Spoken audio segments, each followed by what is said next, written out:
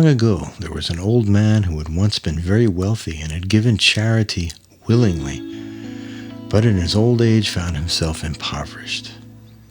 His neighbors remembered how generous he had been when he had been rich, so they often invited him to their homes and saw to it that his needs were met.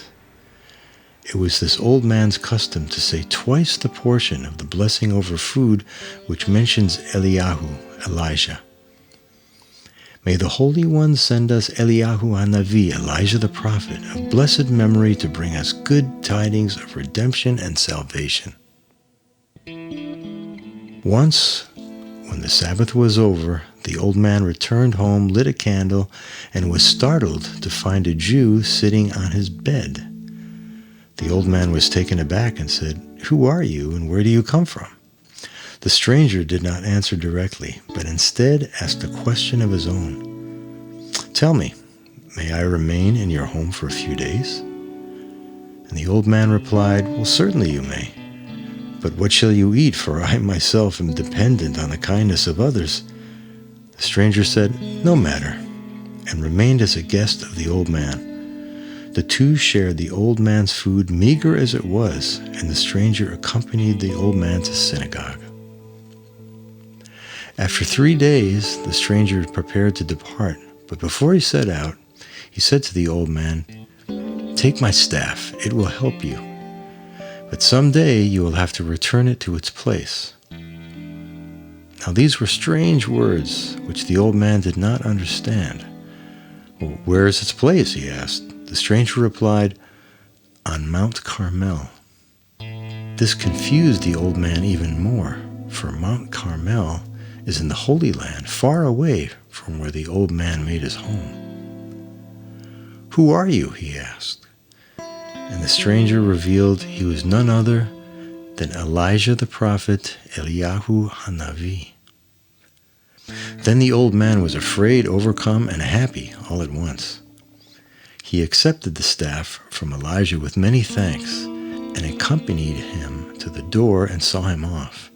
But when Elijah had taken but a few steps, he disappeared from the old man's sight, and the old man realized that this had truly been the prophet of old. The next day, the old man took the staff with him when he went to the market. When he was walking, the staff suddenly became stuck in a crack between the stones. The old man bent down to pull it out, and when he did, he found several silver pieces in the shadow of the staff. What a blessing, he thought, for now he would be able to support himself again, and even have enough to give charity. The old man soon discovered other powers of the staff. Once, when he had walked a long distance and was feeling faint, he sat down at the edge of the road and placed his staff so that only his feet touched it. At once he felt his strength renewed, as though he had become much younger. He was able to stand up easily and returned home full of life. After that, he used the staff to revive himself whenever he began to feel the burden of his age, and his spirits always lifted at the very instant his feet touched the wondrous staff. One night, the old man was awakened by the sound of screams and cries. He ran outside with his staff in his hand to see what was happening, and discovered that the Jewish quarter had been invaded by a mob who were trying to set it afire. Suddenly, the old man felt filled with great strength, and he ran directly into the mob, swinging his staff. The other Jews marveled at the old man's courage and took heart, and they too joined the fight. In this way, the rioters were quickly defeated, and never again did they dare attack the Jewish quarter. After this, the old man became a hero among the Jews of the town, and they decided to collect enough money for him to fulfill his lifelong wish to go to the Holy Land. And so it was that he was able to make the journey after all, despite his age. After many months, his ship arrived in Jaffa, and the old man disembarked.